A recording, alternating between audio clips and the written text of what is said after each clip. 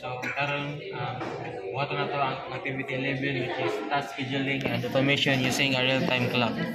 So first pakita na ko sa inyo ang code. Ano siya ang code? So muna siya ang circuit. So ang process aning circuit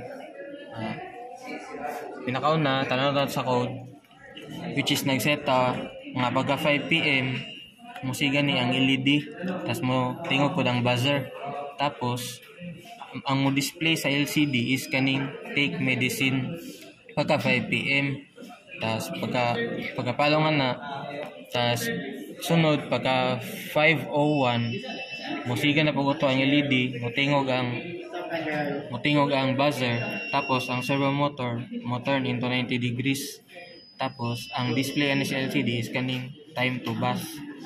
Then pagka 5:02 na pod magyapon musiga ang LED musiga ang LED tas ang buzzer mo on tas ang servo motor kay giset man nato siya diri nga 0 degrees so mobalik siya 0 degrees tas ang mo display na sa LCD is kaning dinner time. So karon natong i-demonstrate.